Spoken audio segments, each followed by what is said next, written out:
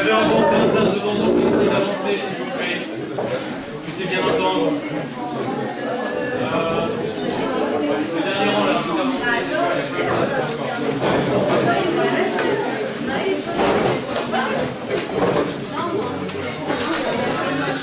Je sais pas si vous avez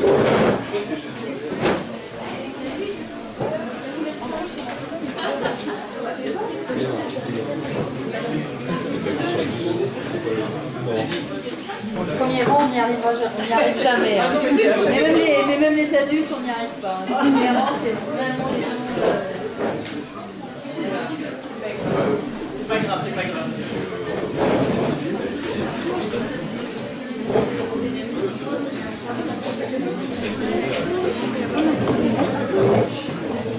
Voilà, j'ai le plaisir d'accueillir donc Mesdames Vergnol qui viennent vous parler de quelque chose peut-être un petit peu surprenant, vous allez voir, je ne vais pas vous dire plus parce que je ne vais pas dévoiler un petit peu le secret. Je crois que c'est vraiment intéressant à un moment donné d'avoir des témoignages vivants, des gens qui racontent des choses qui peuvent peut-être un petit peu vous interpeller. J'ai volontairement choisi que ce soit vous, les littéraires, qui puissiez bénéficier de cette intervention un peu surprise, de façon à ce que vous puissiez aussi à un moment donné pouvoir diffuser aux autres élèves. Je suis convaincu que les messages qui vont être passés cet après-midi, ce que vous allez pouvoir échanger entre vous, a de l'importance pour tout le monde ici au lycée, pour absolument tout le monde et même au-delà du lycée. Donc n'hésitez pas après à réfléchir entre vous comment vous pouvez diffuser cet échange, ce qui s'est passé, et bon, n'hésitez pas vraiment à profiter et de dire il n'y a rien de mieux que rencontrer l'humain. Vous avez la chance aujourd'hui de rencontrer des personnes qui vivent quelque chose d'assez extraordinaire. Donc profitez-en, posez toutes vos questions, soyez... N'hésitez pas à me couper, voilà. Après, on avait parlé avec M. Courdon, peut-être que vous êtes littéraire, vous allez prendre des notes. Si vous vouliez faire un petit article de presse pour le proposer à la Voix du Nord, je pense que la Voix du Nord est là. Par exemple, pourquoi pas, sur notre intervention, essayez d'obtenir ce qu'on va dire. Voilà votre ressenti après l'intervention, ça peut être bien pour votre lycée, pour vous, et puis voilà, ça peut être sympa. Voilà. Donc voilà. à tout à l'heure. Moi je Tout à l'heure, très bien. Avec plaisir. Voilà. Bon ben, les gens, remercie votre lycée de nous accueillir chez vous. On vient de Metz en Moselle, donc on a fait 4 ans de route, on est passé par la Belgique et le Luxembourg, donc ça va, voilà. On fait un petit peu les économies au niveau de l'autoroute et du carburant. Et pourquoi on vient vous voir là, de Metz, dans votre lycée? Voilà, alors votre lycée, je ne le connaissais pas du tout, mais je connais Selena qui est là, qui est une de vos camarades. Et Selena, elle est comme nous, on est atteinte d'une maladie orpheline. Alors, une maladie orpheline, il y en a plus de 9000 répertoriés, donc on est un petit peu perdu dans tout ça. C'est un petit peu compliqué, et c'est surtout, alors moi je vais vous poser une première question déjà. Est-ce que dans la classe, enfin là, je ne sais pas, 60, 70, combien vous êtes, est-ce qu'il y en a un d'entre vous qui se dit qu'il est plus normal que son voisin? Qui est plus normal que son voisin? Voilà, qui dit moi je suis normal, toi t'es pas normal. C'est ça qui est normal. Aujourd'hui, on parle un peu trop de normalité à mon goût, en fait. Parce que moi, quand je vous regarde, moi, je vois 70 personnes différentes. Vous êtes d'accord? Il y en a qui ont des lunettes, il y en a qui n'en ont pas, il y en a qui ont des cheveux blonds, des cheveux courts, frisés, qui sont un peu plus grands, peut-être un peu plus enrobés, je ne sais pas, 3-4 kilos de plus, il y en a qui sont plus petits, il y en a... Voilà, il y en a qui ont déjà de la moustache, de la barbe, il y en a, voilà. Moi, je me suis rasé ce matin, pour faire l'enlever, voilà, c'est bien. Et voilà. Donc nous, ce qu'on veut vraiment faire comme intervention, c'est vous parler de la différence, d'accepter la différence, l'autre tel qu'il est, parce que notre handicap à nous est invisible.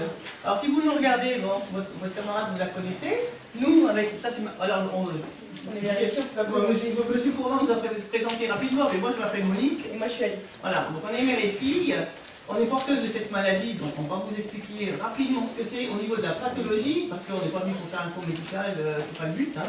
Mais franchement, si vous nous voyez comme ça, est-ce que vous pensez qu'on peut être handicapé? Alors, pour la maison départementale des personnes handicapées, on est reconnu avec un taux de 80% de handicap. Ça paraît énorme, je vois votre regard, ça paraît énorme. En fait, voilà, c'est comme ça. Donc le handicap ne se voit pas spécialement. Et nous, ce qu'on veut vraiment casser les idées reçues en disant que le handicap n'est pas... Ça ne veut pas dire fauteuil roulant. Ça ne veut pas dire fauteuil roulant, ça ne veut pas dire non-voyant avec un chien. Tout le respect qu'on a pour ces personnes, on est bien d'accord. Aujourd'hui, on est noyé dans la masse et on a tendance à dire, non mais... alors on a la carte de stationnement, naturellement, pour les personnes à mobilité réduite. Nous avons toutes les deux un fauteuil roulant électrique. Il y en a un dans la camionnette, puisqu'on est venu, on va dire qu'on a choisi, on a pu venir chez vous, parce qu'on vient au salon autonomique à Lille. C'est le salon de l'autonomie, de l'accessibilité. Donc on est concerné par ce salon, et nous on les fait tous avec l'association. Et donc on a un fauteuil roulant qui est dans la camionnette avec tout mon matériel, parce que demain j'aurai mon fauteuil roulant sur le salon.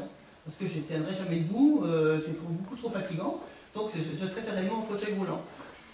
Donc le handicap naturellement il est complètement invisible quand on est sur nos deux jambes. Moi j'ai des chaussures à talons, je ne peux pas marcher à plat. Alors on nous a déjà fait des réflexions que si j'ai des talons c'est que je ne suis pas malade. Voilà. Je ne sais pas que c'était un critère de sélection, qu'il fallait cocher dans des cases quand on va faire un dossier MDPH, je mets des talons donc je ne suis pas malade. Voilà. Nous on a vraiment... on a commencé à faire ces interventions suite au harcèlement qu'Alice a vécu au collège. Le mot harcèlement n'est pas trop fort, et puis bon c'était la semaine, c'était le mois de novembre, le 9 novembre c'était la journée du harcèlement. C'est vrai qu'il pourrait y en avoir pas toute l'année, en plus avec tout ce qui se dévoile maintenant, hein, vous avez je pense entendu tout ce qui se dit, le harcèlement sexuel, le harcèlement scolaire, le harcèlement, la discrimination, c'est quand même, on vit dans un monde un peu terrible, hein, où on décide que telle personne, on ne va pas l'aimer. Alors, je vous rassure tout de suite, on n'est pas dans le monde des bisounours, vous n'êtes pas obligé d'aimer tout le monde, voilà. Moi il y a des gens, je les tolère, je leur dis bonjour, mais il y en a d'autres, je leur dis pas bonjour parce que ça passe pas. C'est pas pour ça que je vais faire du harcèlement, on est d'accord? On n'est pas là en train de vous dire il faut être copain avec tout le monde et puis que tout le monde est beau, tout le monde est gentil. Non, il y a des gens avec qui vous allez plus vous entendre, il y en a avec qui vous n'allez pas du tout vous entendre, mais ils sont là, voilà. Et surtout, on a le droit de ne pas s'entendre avec quelqu'un si on n'apprécie pas sa prise de position, si on n'apprécie pas voilà, sa façon de penser, ce qu'il fait. Après, ne pas être d'accord avec quelqu'un et faire du harcèlement parce que cette personne, elle aura 5 ou 6 kilos en trop, parce qu'elle aura une peau foncée, parce qu'elle aura une origine religieuse ou culturelle différente de la vôtre, parce qu'elle aura une orientation sexuelle différente de ce qui soi-disant devrait être la normalité. Ou un physique différent. Ou un physique différent. Parce qu'après, vous savez, nous on a, depuis 10 ans qu'on parcourt la France pour présenter toutes ces différences, en fait, souvent on me dit oh oui, mais Alice elle est belle. Bah, c'est ma fille, alors je vais pas être bien partial, je vais dire bah oui, je n'ai pas trop mal réussi. Côté physique, j'ai pas trop mal réussi.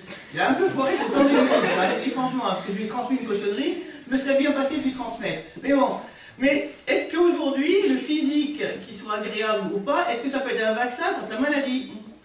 Bah, je ne crois pas, on est d'accord. Donc, arrêtons de dire, ah oui, mais elle est quand même... Ou alors des fois, on me dit, oh c'est dommage, elle est quand même tellement belle. Tu dis, alors? Et alors? Quelqu'un, par exemple, qui aurait un physique disgracieux, qui ferait, je sais pas moi, 90 kilos, ou et puis 1m50, admettons, voilà, il aurait le droit d'être en fauteuil roulant d'être malade. C'est pas grave, il est moche, on s'en fout. Voilà. Donc moi, ça me... Voilà, vraiment, ça me choque, parce que c'est des choses que je voudrais combattre. Alors, j'ai pas de diplôme, hein, j'ai pas fait de formation de présentation du handicap, des différences. C'est vraiment notre vécu, c'est ce qu'on a rencontré pendant, au bout de 10 ans. Notre association est née 1 an et demi après notre diagnostic. Et je vous assure que le jour, le 31 octobre 2006, quand on a eu le diagnostic, il y en a qui auraient pleuré, parce qu'on vous annonce une maladie qui ne se soigne pas, une maladie qu'on a transmise. Nous, on était contentes, parce qu'on a tellement galéré. On a tellement été mal pris en charge par la médecine, par l'école, par les voisins, la famille, les amis, les on-dit, oh mais elle est tout le temps malade cette gamine, puis Alice elle est gnangnan, et puis si, et puis sa mère la couve, et puis si, et puis elle faisait pas de sport à l'école parce qu'elle se démontait le dos, elle faisait, à 8-10 ans, elle faisait un genre de lombalgie, les vertèbres se déplaçaient toutes seules en fait. Donc on m'appelait que je devais aller chercher ma gamine à l'école, mais 3 à 4 fois par semaine. C'était terrible. Et le jour où on a le diagnostic, et on se dit, on n'a pas menti. Il y a bien quelque chose. Alors c'est sûr qu'après, le soufflet, il retombe. Hein, parce que cette maladie, elle ne se guérit pas. Elle se transmet. C'est-à-dire que si Alice a des enfants, elle va transmettre. Donc, voilà, la question de la transmission, la question de dire on passe outre et puis tant pis, on rend son enfant malade quand même. Ça c'est, voilà, moi je ne réponds pas. Alice, elle ne veut pas d'enfant. Elle l'a dit depuis l'âge de 15 ans, elle en a 24. parce que quand elle s'est rendue compte de la gravité de la situation, et ben voilà. Donc voilà, donc nous on s'est dit qu'il fallait qu'on en parle par rapport à tout ce qu'on avait vécu avant. Et puis on veut toujours faire ce tour de l'humour, hein. Vous voyez que je suis pas du tout aigrie. J'ai rencontré une fois un médecin, je crevais de douleur. Et je ne pouvais pas du tout bouger, j'avais un examen à faire, je ne pouvais pas monter sur la table d'examen parce que j'avais le dos en vrac et tout. Et je lui parle de cette maladie et puis il me dit ah, ouais, je connais. Je lui dis vous connaissez, c'est vrai? Il ne savait même pas prononcer le nom de la maladie. Alors déjà j'ai dit bon, Coco, c'est bon, j'ai compris. Et le gars, je lui explique que j'ai créé une association pour en parler parce que j'ai transmis un fils. Oh, mais c'est pour ça, madame, vous êtes aigrie. Je dis non, monsieur, je souffre, je crève de douleur là. Bon. Et bien vous savez quoi, je vais vous donner une petite plaquette, là, vous allez repartir avec ça tout à l'heure tous, comme ça vous pourrez regarder tranquillement, on a une page Facebook, vous avez Facebook, alors vous allez liker, hein, parce que voilà, parce que nous on a besoin de like aussi. Hein. Et ben le gars là, il a laissé ma plaquette, il n'a pas bougé. Bon, c'est tout celui-là. Donc vous voyez, voilà, on vit des situations tellement cocasses des fois, c'est vrai qu'on a du mal à... Quand on a le diagnostic de cette maladie, c'est là que le combat commence, parce que avant le diagnostic, il y a un combat, mais qui n'est pas le même, parce qu'on doit se battre pour, comment dire, se justifier, dire qu'on est vraiment malade, mais on ne sait pas ce qu'on a, et on doit se justifier parce qu'on est traité de menteur, etc. Et une fois qu'on a le diagnostic, c'est là que le vrai combat commence, parce qu'il y a le dossier MDPH donc à faire, on doit encore se justifier, donc encore décrire nos symptômes, décrire le quotidien, tout ce qu'on vit, nos douleurs, tout ce qu'on vit au quotidien. Pour les enfants, les ados, etc., il y a l'école, et souvent, parfois, je dirais que ça se passe mal, comme ce que j'ai vécu il y a plus de 10 ans, donc c'est très compliqué. Mais c'est là que le combat commence, en fait. On doit se justifier sans arrêt au travail, tout le temps, auprès des amis, auprès de la famille. Surtout des fois dans la famille, c'est tabou la maladie, donc il faut encore se justifier. Souvent, c'est un parent qui a transmis, il n'y est pour rien, mais il ne veut pas l'accepter. Donc, vous voyez, c'est une catastrophe.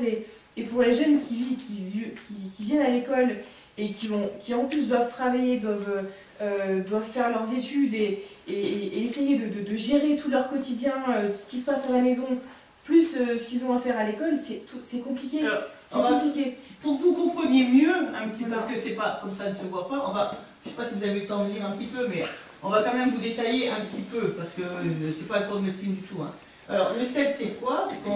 Ça va plus vite de dire le SED que le syndrome d'Ehlers-Danlos, c'est un petit peu un nom barbare. Ehlers-Danlos, c'était 2 médecins.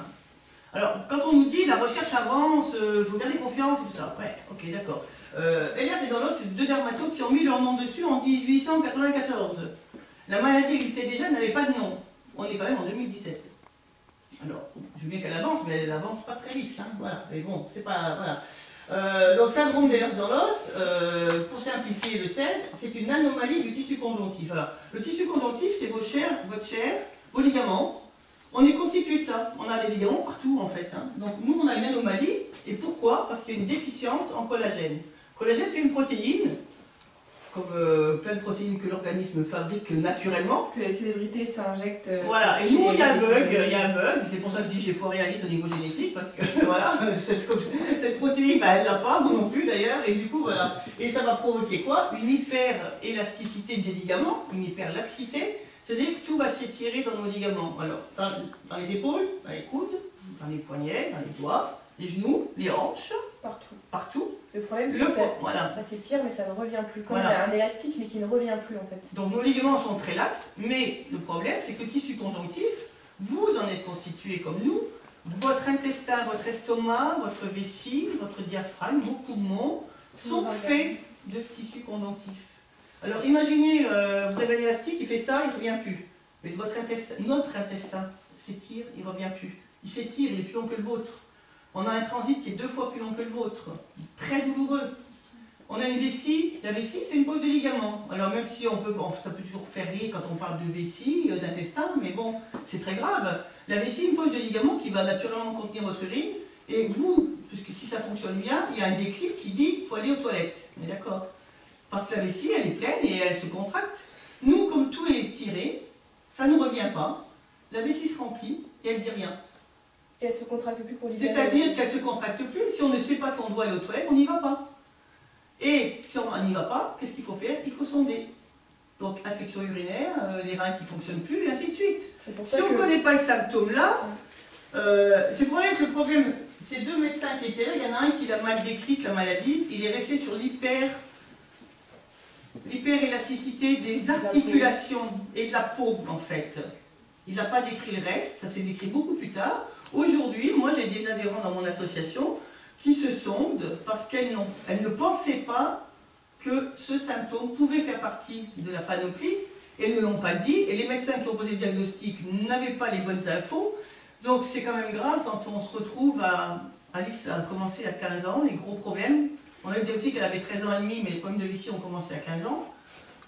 D'autres à 30 ans, enfin ça évolue selon la personne. Et quand on doit se sonder, regardez aujourd'hui, alors vous avez un super lycée qui est moderne, qui est vraiment, il est très beau, félicitations, c'est bien. Mais quand vous devez aller dans les lieux publics, aux toilettes, vous avez vu un petit peu, je suppose que dans l'état où sont les toilettes des fois.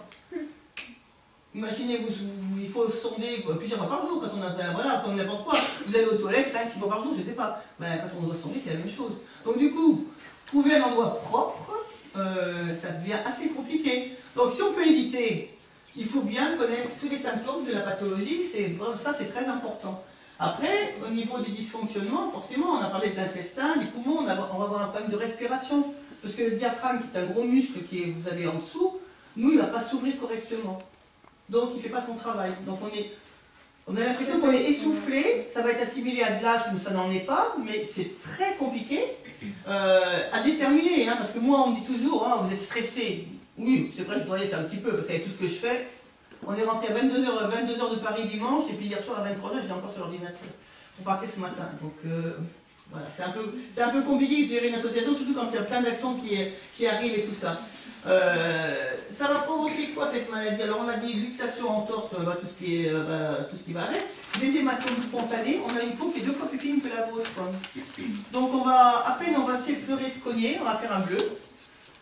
On a même des enfants qui ont été signalés, il y a eu des signalements, alors là le corps enseignant avait signalé mauvais traitement sur enfants, donc les parents ont été convoqués. Alors quand le diagnostic est posé dans la famille, eh ben, on arrive à régler le problème. Mais il arrive que, comme moi, jusqu'à ce qu'Alice ait ses 13 ans et demi et qu'on ait le diagnostic, je ne savais pas ce que j'avais. Je l'avais aggravé. J'avais été hospitalisée des dizaines de fois et on m'avait dit que c'était dans ma tête. Donc moi, j'avais mis ça dans un coin, vécu avec mes douleurs et ma fatigue, mais jamais j'ai pensé que j'avais transmis une cochonnerie à ma fille.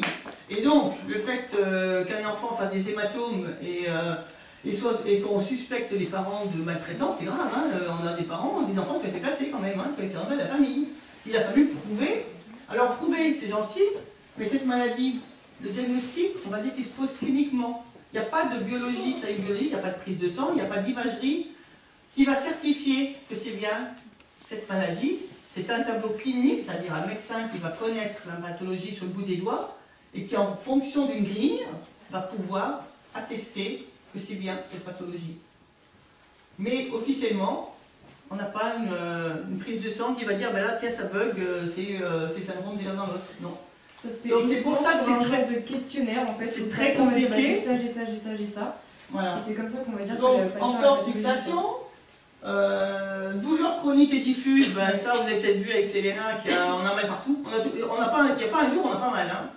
Moi, là, j'ai mal aux jambes, j'ai mal aux épaules, on a tout le temps mal.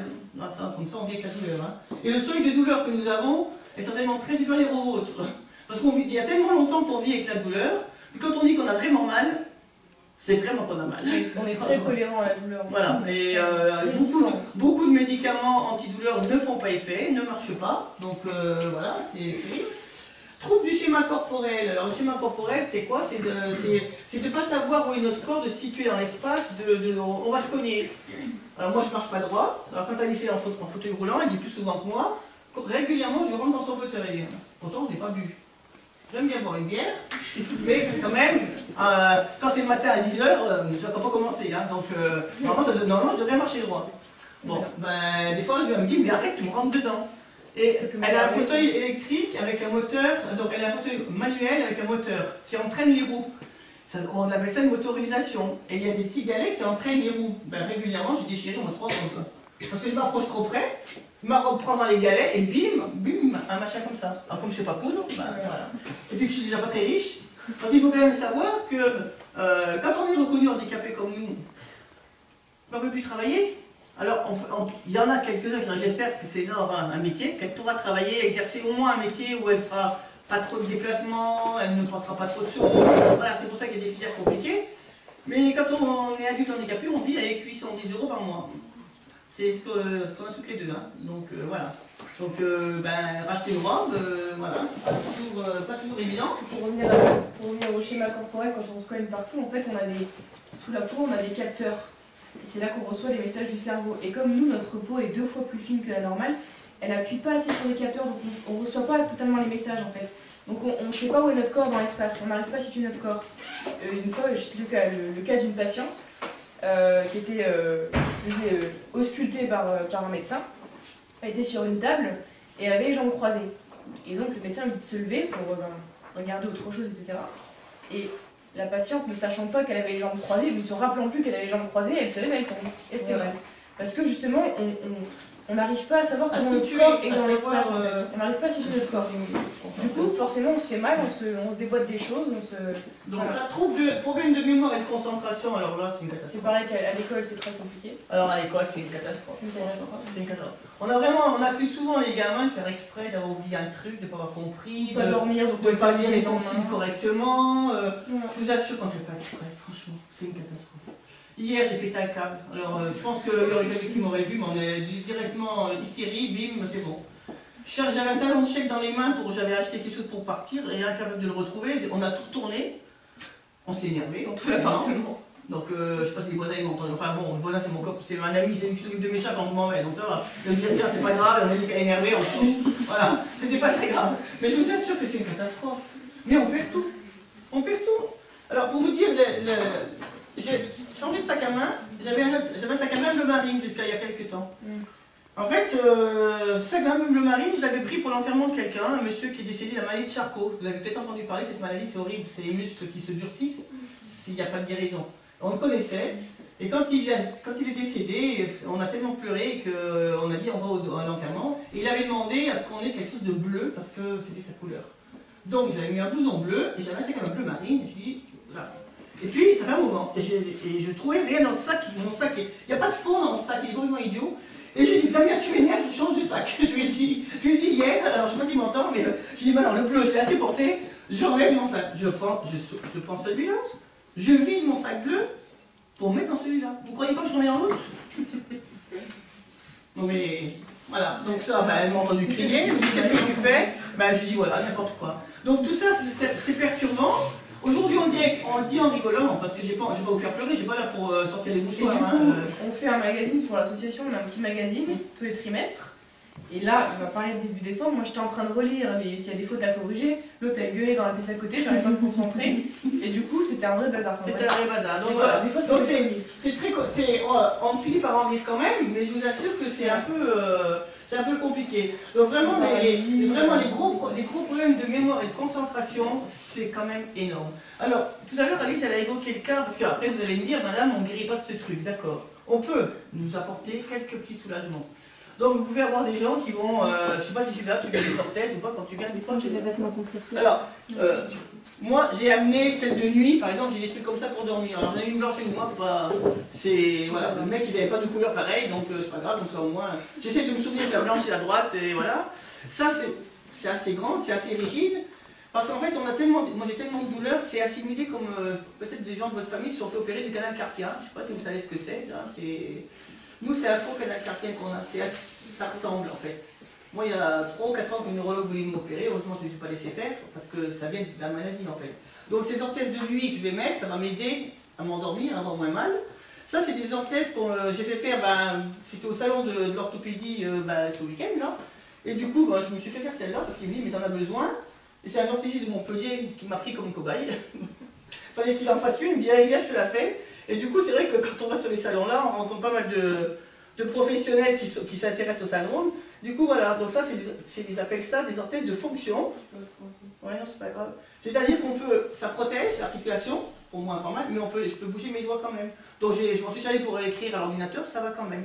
Donc ça peut être bien. Mais vous pouvez très bien me voir aujourd'hui avec, et puis pendant 3 jours, je ne vais pas les mettre. Ça ne veut pas dire que j'ai pas mal. Nous, c'est vraiment ce qu'on veut vous faire passer comme message, que ces maladies-là, on ne peut pas les mettre dans une case en fait. Il n'y a pas un jour pareil, il n'y a pas un jour comme un autre. Donc ça va être une Un jour, solution. on peut arriver avec des orthèses ou des choses comme ça. Le lendemain, on arrive debout. Le jour d'après, on arrive de nouveau en fauteuil roulant. Enfin, Voilà, c'est assez compliqué. c'est troublant, je vous l'accorde, mais il n'y a pas de repère avec cette maladie-là. Il n'y a Concernant pas un jour pareil. les fameux capteurs qu'Alice expliquait, on a des vêtements compressifs. Que c'est Compressifs, ça veut dire que ça va compresser pour... Justement. Ouais, justement.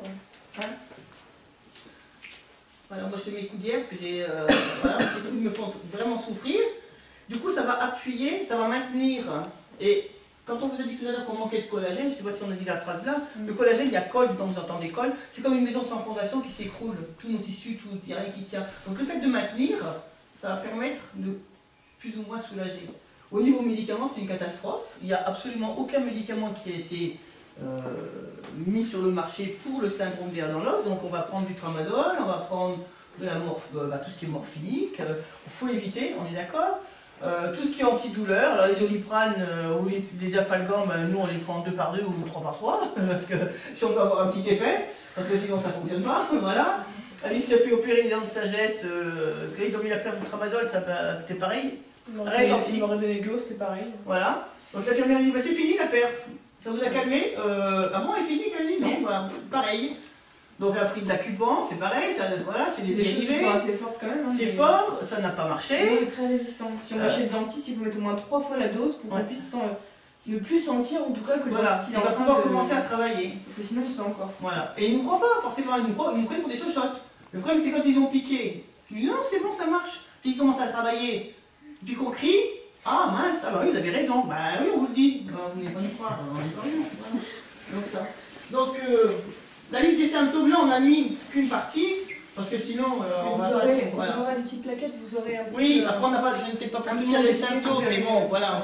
Si vous voulez faire un article, vous pouvez prendre une plaquette de chaque pour essayer de rédiger quelque chose, voilà. Donc tout ça pour vous parler du vivre ensemble et de la différence, que une élève ou un élève ou un copain malade dans une classe, voilà. Je pense que vous savez, un élève qui est malade, qui a une reconnaissance de handicap, il ne va pas se plaindre.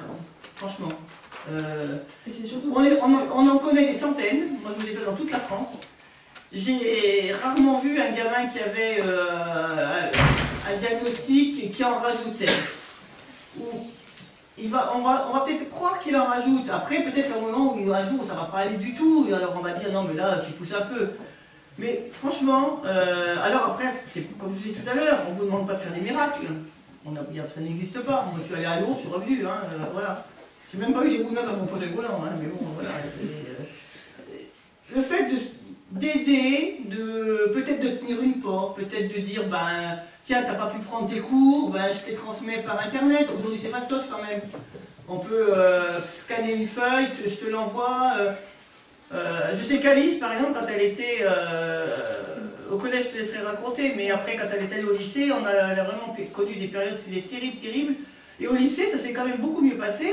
Le prof lui faisait confiance, elle faisait un interro, si elle n'avait pas fini, elle la finissait à la maison.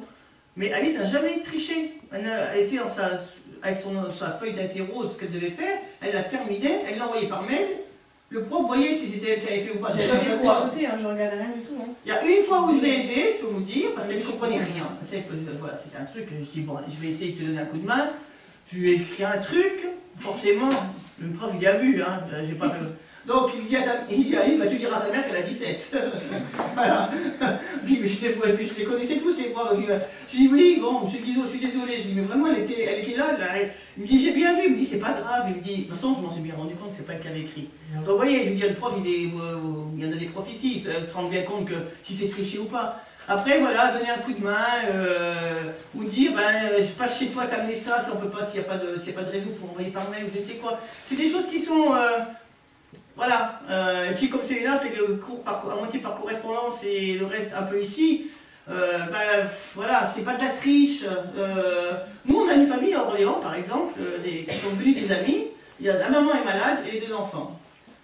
Au collège ils leur ont fait la misère aussi, hein. C'était une catastrophe. J'ai écrit au collège, j'ai pas pu être reçu comme ici, donc vous voyez, comme quoi c'est bien quand même, puisque voilà, c'est quand même chouette. Le gamin, il voulait se diriger vers un programmateur informatique ou des choses comme ça, parce que vu qu'il avait un syndrome d'air dans l'os, faire des grandes études ou même un travail vraiment fatigant, c'était pas possible. Là, un truc informatique, le programmateur, il peut faire ça chez lui, il peut faire ça, c'était quand même plus cool.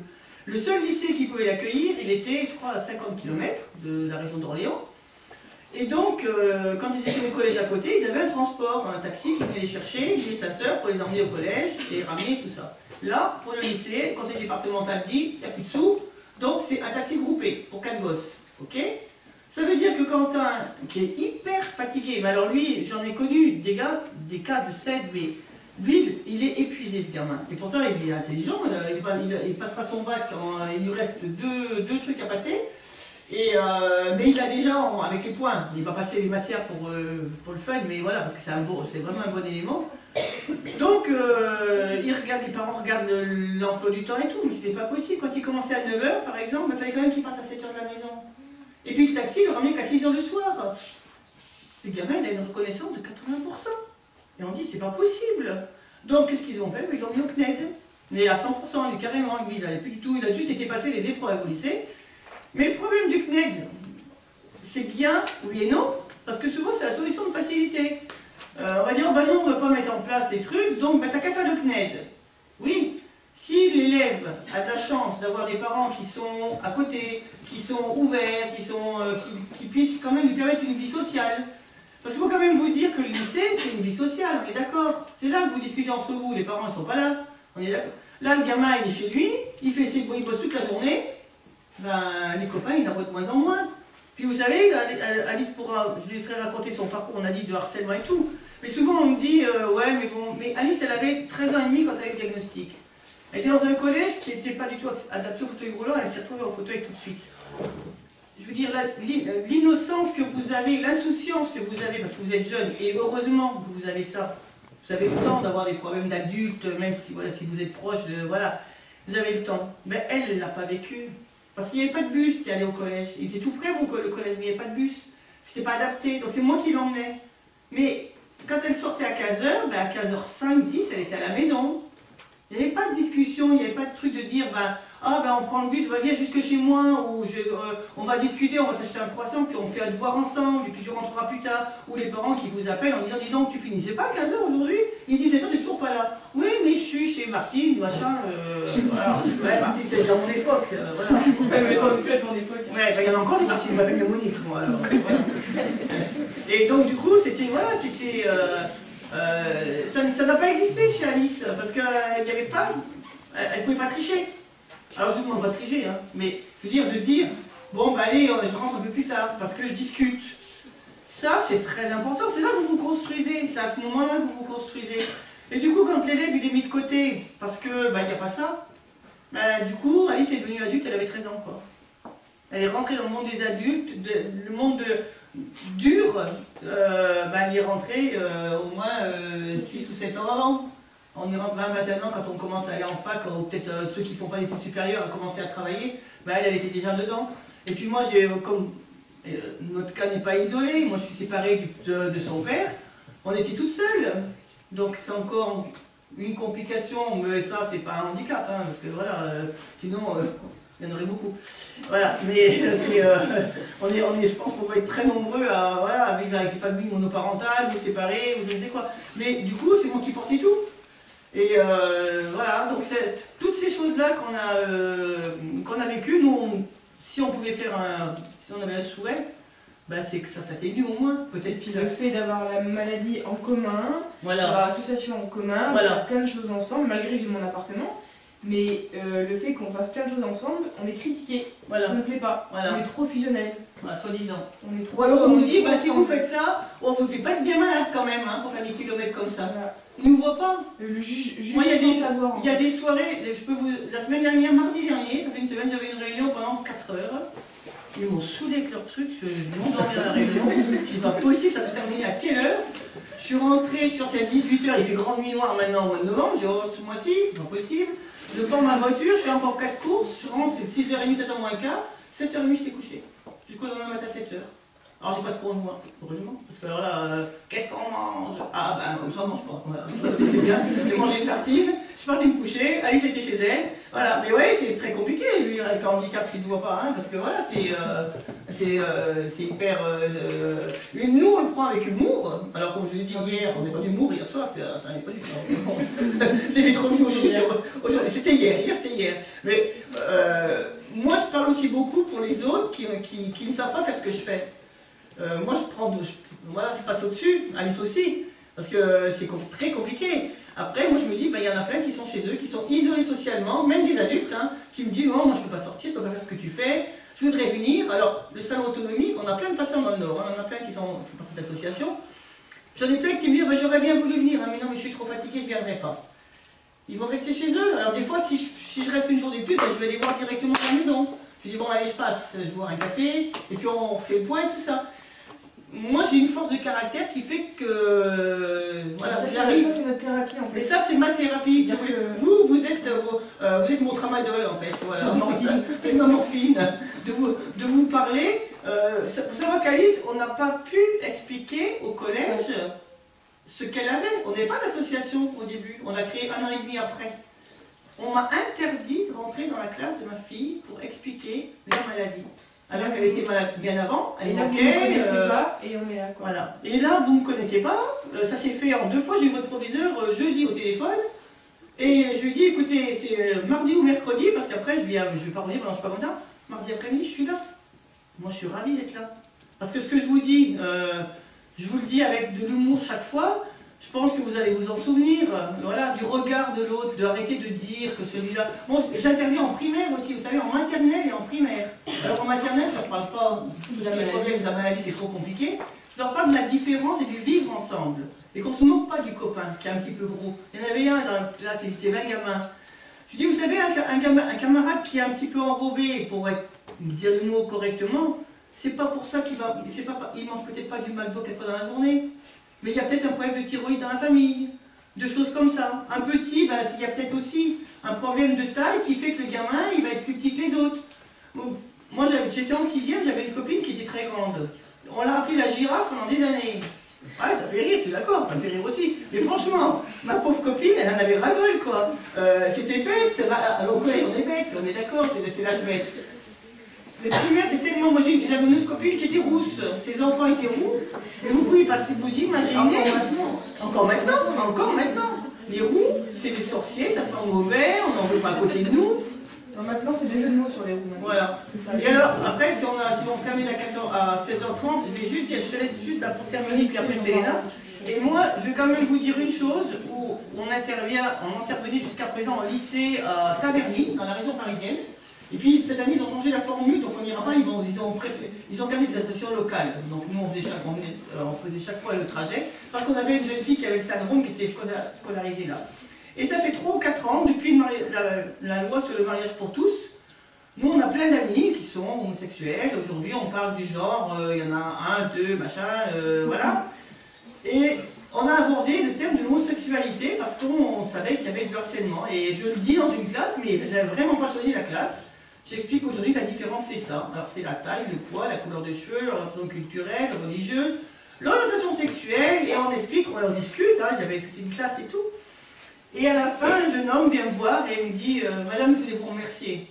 De la façon dont il me dit ça, j'ai compris. Il vous a dit que vous avez un beau parcours. Vous avez un beau parcours, je voulais vous remercier. Je dis, il ne faut pas me remercier, moi je fais, voilà, moi je suis bénévole, hein, moi je gagne rien quand je viens là. Et donc du coup je discute avec lui, et puis il me dit non mais merci, et tout ça. Et quand j'ai compris, j'ai dit bon j'ai fait mouche. Sa prof vient me voir après, parce qu'ils étaient encadrés par des profs qui n'avaient pas en cours d'habitude, donc la classe là c'est très bien. Et la dame me dit oh, j'ai un souci, elle me dit je l'ai déjà vu l'année dernière, c'est vraiment bien ce que vous faites, mais cette année j'ai un problème, un jeune qui est homosexuel, et c'est pas possible, mais ils sont méchants, ils étaient en seconde. Hein. Mais c'est horrible, c'est du harcèlement. Et donc, je lui dis, je l'ai eu, on a discuté. Oh, c'est vrai, ah merci. Elle me dit, je vous explique ce qui s'est passé.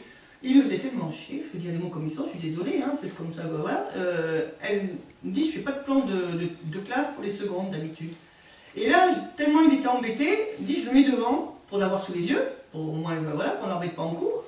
Et elle place un jeune homme à côté, et le gars n'a pas voulu s'asseoir à côté. Il a dit, madame, je ne peux pas. Je sais pas, c'est contagieux l'homosexualité? Je sais pas. La connerie sûrement, hein, peut-être, je sais pas, hein, ça déteint. L'homosexualité, je ne pense pas que quelqu'un qui est un garçon qui aime les garçons ou une fille qui aime les filles, si sa voisine ne les aime pas, les filles, elle ne va pas faire aimer les filles, hein, voilà, je suis désolé. Moi, je peux m'asseoir à côté d'une fille, hein, je sais pas, je préfère les garçons, voilà, c'est comme ça. Non mais moi, c'était choquant. Donc du coup, le gars, il a foutu au fond, celui qui faisait le bazar. Elle a mis une fille à côté du jeune homme, et puis ça va, mais c'est quand même grave. On est en 2017, mon sang. De stigmatiser des gens, de dire celui-là, on n'en veut pas. Et puis les insultes, petites tapettes ou pédé ou n'importe quoi, faut qu'on arrête, quoi. Faut qu'on arrête, là. Je sais pas, c'est... Moi, je suis choquée par tout ça. Donc c'est vrai que ça divise la maladie, on est d'accord. Mais comme la maladie ne se voit pas, et c'est un handicap invisible, ces gens-là vivent un handicap, hein. Ces gens-là qui ont fait... qu'on met de côté. Puis je dis toujours, c'est vous les futurs citoyens. C'est vous si vous avez 18 ans, vous votez peut-être. J'espère, vous votez, parce que vous donnez son avis, qu'on vote pour n'importe qui. Et puis, je sais pas, engagez-vous dans le milieu associatif, dans la politique. Peut-être qu'un jour, vous serez maire de votre patelin, et puis que vous irez plus haut, hein, et puis faire passer des idées. Voilà. Pour vraiment, quand même, qu'on essaye de vivre ensemble, quoi.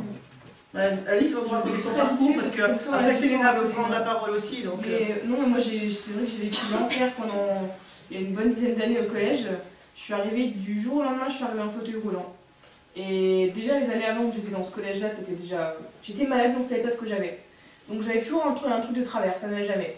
On m'a dit oui, tu fais exprès d'être malade, tu es fainéante, tu n'as pas envie d'aller venir à l'école, enfin ce genre de choses qu'on peut entendre tous les jours, donc c'est ce qui s'appelle du harcèlement. Et on a fini par, en quatrième, donc j'ai eu le diagnostic. Et là, j'ai fait ce qu'on appelle un genre de crise en fait, où avec la maladie, je me paralyse les jambes. Donc j'avais les jambes paralysées, les bras et la vessie qui s'est mise à déconner. Et là, donc ça a été très compliqué. Et donc j'ai fait une crise de 2 mois, donc j'étais en fauteuil roulant. Et donc là, je suis arrivée... 2 mois couchés déjà, Alice. 2 mois couchés. Et je suis revenue en fauteuil roulant. Et donc ils n'ont pas compris parce que avant j'étais debout et d'un coup je suis en fauteuil roulant, il n'y a plus rien qui va, j'ai un ordinateur portable pour prendre les cours parce que j'ai trop mal aux mains, on n'arrive pas à tenir les stylos, c'est trop dur pour nous. Et on écrit 1 ou 2 lignes et après c'est plus possible, on a des crampes, on a mal partout. Donc là ils disaient oui, alors moi je suis plus vieille que vous, j'avais pas Facebook, hein, j'avais MSN à l'époque. Oh tu vieille aussi. Moi avec Martin, je suis vieille,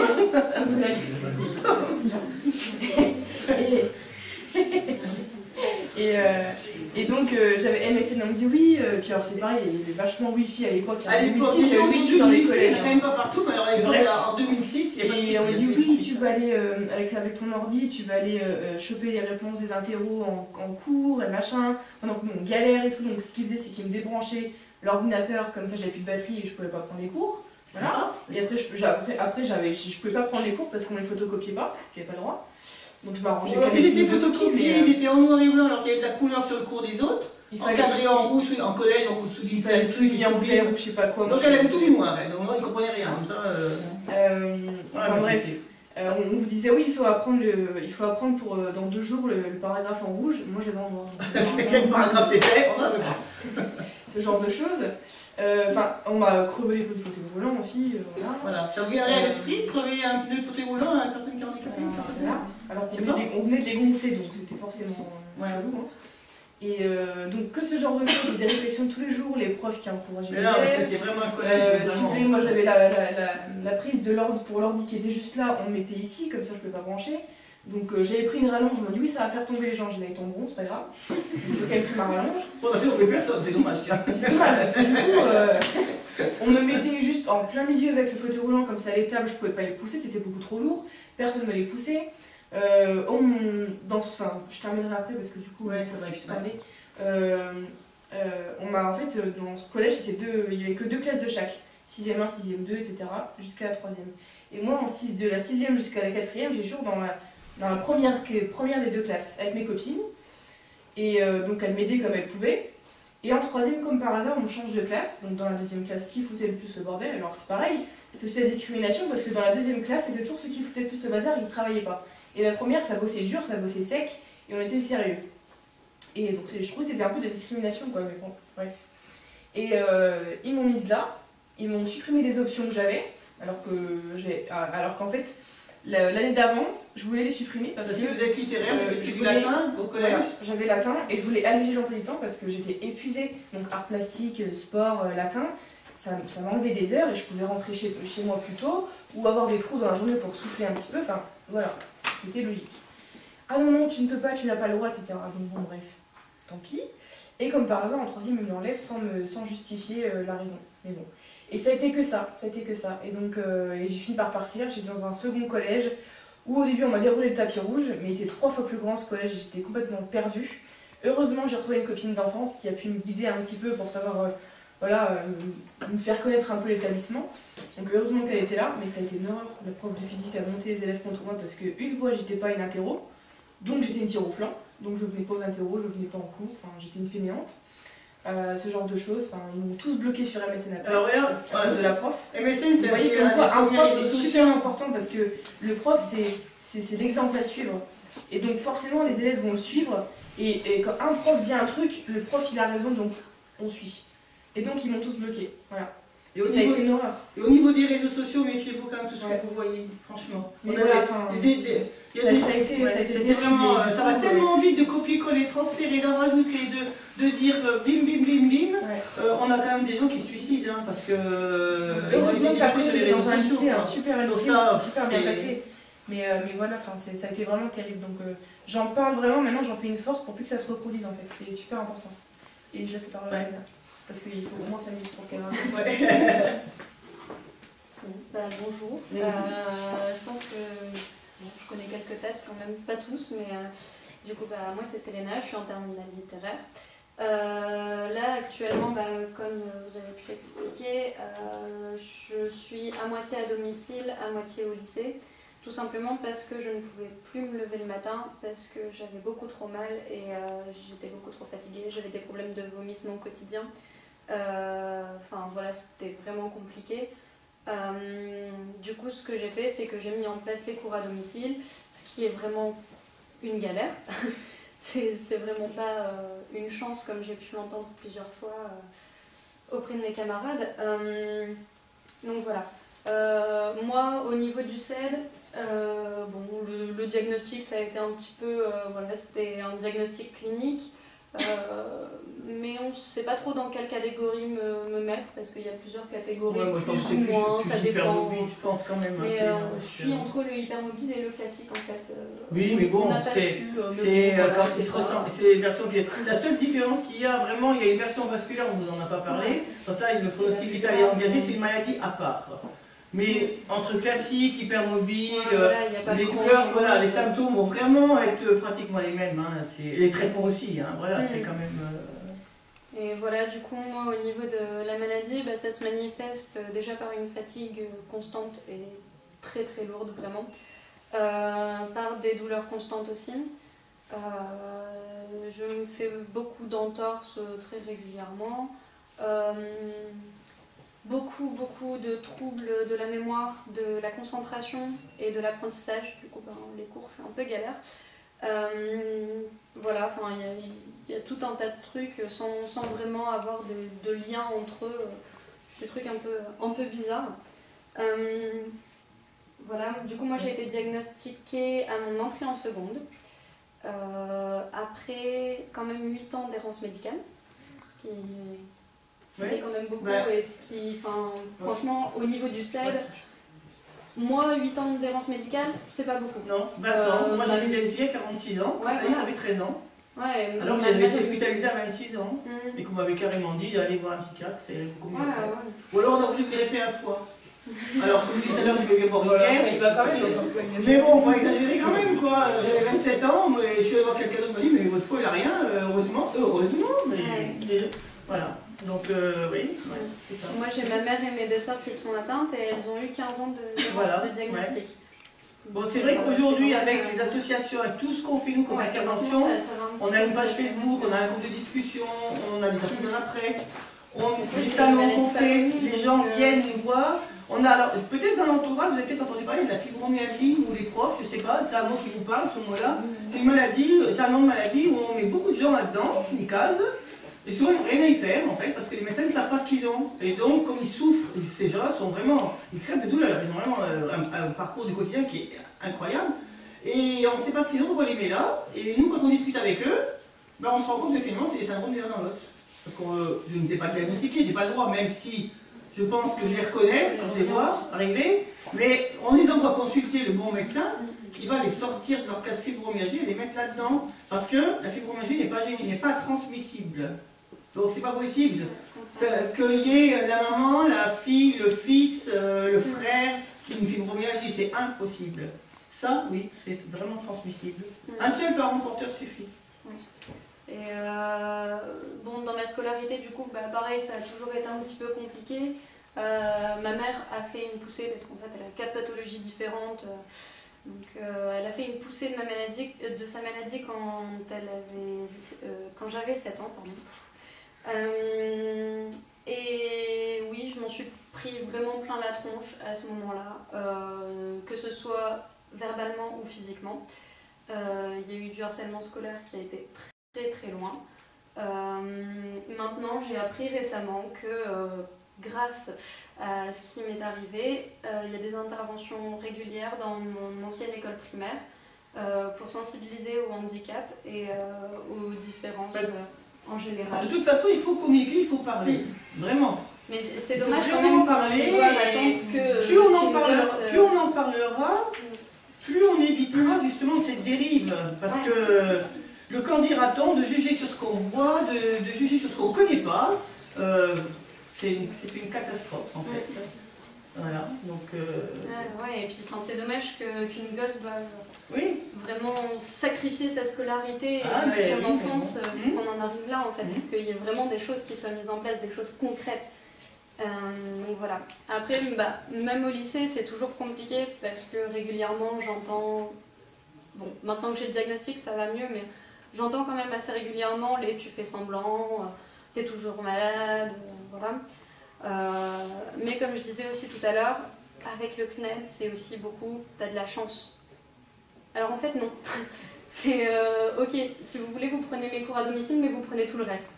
Il n'y a pas de souci, hein. Moi je veux bien troquer, il n'y a pas de souci. Je préfère clairement avoir des cours toute la journée ici, plutôt que d'être isolée chez moi, d'avoir mal, de plus avoir de vie sociale. L'isolement social, c'est important. Des fois. Surtout que normalement, il y avait quand même en 2005, il y a une loi qui a été votée, donc ça vous êtes sans doute au courant, mais c'est pas grave, c'est une loi de la loi de février 2005, et c'était notamment, il y avait un volet sur la scolarisation des enfants malades et handicapés en milieu ordinaire. Alors, il y a des établissements qui jouent le jeu, bien sûr, c'est pas, voilà. Il y en a d'autres comme ceux où était Alice, où ça a été catastrophique, et puis le lycée où il est allé après. Alors, je précise quand même que les 2 collèges étaient des collèges privés, et donc on y était allé parce que c'était la proximité, et il y avait de l'étude le soir, et moi je travaillais encore à l'époque. Donc je ne pouvais pas rentrer toute seule, donc ça m'arrangeait de la mettre là. Elle est allée dans un collège public en zone d'éducation prioritaire. Il y a des quartiers sensibles dans toutes les grandes villes, Metz a son quartier sensible, bien sûr. On les a mis dans ce lycée, mais ça a été le bonheur. 3 merveilleuses années. Il y avait une forte mixité sociale, il y avait des jeunes qui étaient victimes de discrimination par leur couleur de peau, leur religion, tout. Et elle était avec son fauteuil roulant, victime de discrimination, une différence. Et on s'est compris. Et tout le monde s'est bien compris. Et au jour, elle a quitté le lycée en 2011, et on mange encore avec ses anciens profs au restaurant et on se tutoie. Si vraiment on avait été des cas à problème, je pense que les profs ne prendraient pas de nouvelles et ne viendraient pas au resto avec nous. Donc vous voyez, il y avait la volonté, et là il y a la volonté, donc ça c'est quand même à souligner. Voilà, il faut quand même noter qu'il y a quand même des établissements. Après, comme je disais à Selena avant qu'on commence, c'est vrai qu'il est bien de faire un petit rappel en début d'année, mais ça peut, c'est pas grave, on peut, voilà, 10 minutes en cours avec le prof principal quand on arrive, on dit voilà, vous vous souvenez, j'ai une maladie, je ne serai peut-être pas là tout le temps, j'aurais peut-être besoin de votre aide pour un cours que j'ai loupé, l'exercice que j'ai pas fait, si vous pouvez m'expliquer, mais je pense que je vois pas si ça vous dérangerait l'un d'entre vous d'aider quelqu'un qui a manqué parce qu'elle est malade. Surtout qu'il y a une reconnaissance officielle, elle a une reconnaissance à la maison départementale des personnes handicapées. Donc à partir de là, ben voilà, il n'y a pas de... Après, voilà, pour continuer sur le fait que ce soit quelque chose d'invisible, C'est ce que j'expliquais à Monsieur Courdin la dernière fois, c'est que on peut se dire là comme ça, pour une personne dite valide, que ce lycée est adapté. Alors oui et non. J'ai pris comme exemple, par exemple, les portes d'entrée. Vous savez, là, les grosses portes. Ouais. Bah, je me fais mal au poignet absolument à chaque fois. Mais imaginez une personne qui est en fauteuil roulant. Ça veut dire une personne qui ouvre la porte, une personne qui pousse le fauteuil. Ça veut dire que les autres personnes doivent attendre que le fauteuil passe, ou alors que le fauteuil passe avant tout le monde, ou après tout le monde. Après, il faut tout traverser, aller à tel ou tel bâtiment, prendre l'ascenseur, avoir les clés de l'ascenseur, forcément, parce qu'il faut les redéposer tous les soirs, il faut venir les chercher tous les matins. Voilà, c'est compliqué quand même. Et c'est des choses qui pourraient paraître normales en fait. En fait, je pense que c'est les mentalités qui sont à changer. Ouais, aujourd'hui, j'ai entendu qu'il y avait des manifestations parce que le nouveau président de la République a réduit les crédits, qu'il n'y a pas assez de crédits pour faire de la formation sur le harcèlement. Déjà, est-ce que ça devrait exister le harcèlement déjà est-ce qu'un mec dans la rue, il doit dire une nana qu'elle a un beau cul ou je ne sais quoi? Non? Il le regarde s'il veut, mystère. Et puis on n'est pas obligé d'aller violer une nana, on n'est pas obligé de... je sais pas, moi déjà je me dis, mais on vit dans un monde où on a perdu tous nos repères en fait. Comme vous voyez là, j'ai entendu, alors après... ouais. C'est encore des choses... Ouais, mais juste une chose, je te laisse, j'ai pas pour longtemps. Il y a une gamine qui avait une relation sexuelle avec son prof, vous avez peut-être entendu ça. Elle avait 14 ans, lui il en avait 30 et quelques. Il a été condamné à 18 mois. Et aujourd'hui, ils sont obligés de déménager parce qu'à un moment, elle est passée à la radio, elle dit, mais ma fille est harcelée, les anciens camarades la poursuivent pour la filmer et pour la mettre sur Facebook et YouTube. Et on va où là? La gamine, elle s'est fait avoir par le prof, elle s'est fait avoir, elle a 14 ans, point final. C'est certainement une victime, cette gosse. Je sais pas, on ne peut pas être amoureuse de quelqu'un de 31 ans, en vivre à une... Je sais pas.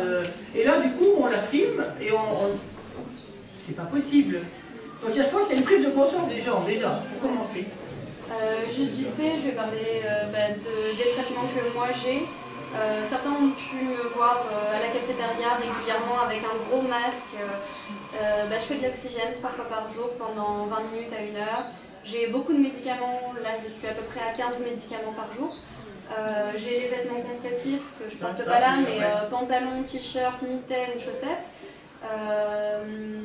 Voilà, j'ai plein de choses comme ça, les matelas à mémoire de forme, voilà, chez moi, tout est adapté, c'est des coussins spéciaux, des matelas spéciaux, voilà, c'est vraiment très... Donc voilà, j'ai eu de la chance que ce soit bien adapté aussi au lycée. Après, voilà, au niveau professionnel, pour moi, la maladie, ça n'a pas changé en tout cas mes idées professionnelles. Je sais qu'il y aura certaines choses que je ne pourrais pas faire, d'autres que je pourrais plus faire. Je m'adapterai au moment venu, mais voilà, mes objectifs, ça reste toujours les mêmes. Voilà, je voulais juste parler vite fait. Moi, j'écris une BD sur le sel. Donc là, ça fait, je sais pas, ça fait peut-être 6 mois que je l'ai commencé, un truc comme ça. Ça parle de tout, de mon errance médicale, du diagnostic, de la mise en place des aides et aussi d'une théorie des cuillères qui explique comment on vit avec les douleurs et la fatigue chronique. Voilà, c'est quelque chose qui, moi, me permet d'exorciser la maladie, d'en faire quelque chose de plus ludique, de plus sympa. Et positif. Et franchement, j'ai vu que ça pouvait vraiment aider plusieurs personnes dans la maladie, ou même des personnes valides qui me disaient, moi je sais pas, ma compagne elle est handicapée, mais je sais pas, elle me parle pas, j'arrive pas à savoir quand est-ce qu'elle a mal. Alors du coup, qu'est-ce que je peux faire pour l'aider? Et du coup, voilà, c'est des réponses que j'essaye d'apporter par là. J'espère que j'arrive à le faire. Mais voilà. Je sais pas, si on ne vous a pas trop saoulé, je pense. Non. Voilà, après, voilà, c'est vous qui avez les clés. C'est vous qui avez les clés de... Ah bon, on n'a jamais dit que c'est pas solidaire, hein. On n'est pas là pour vous reprocher quoi que ce soit, hein. Jamais de la vie, hein. Simplement vous expliquer, parce que voilà, comment on peut vivre un handicap invisible dans un monde où tout se voit, il faut qu'on voit tout pour comprendre en fait. Parce que je rappelle quand même que...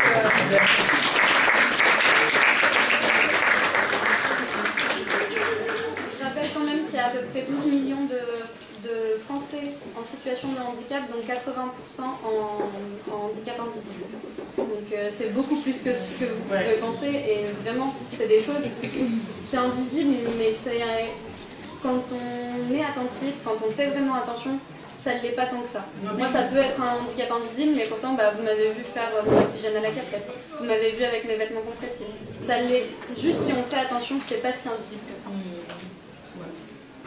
Merci. Voilà. Merci à vous. Merci à vous. Voilà, vous voulez tout à fait. Alors, allez, là, ici, notre phrase, s'il vous plaît. On en est combien? Je vais compter combien de nouveaux faits. Allez.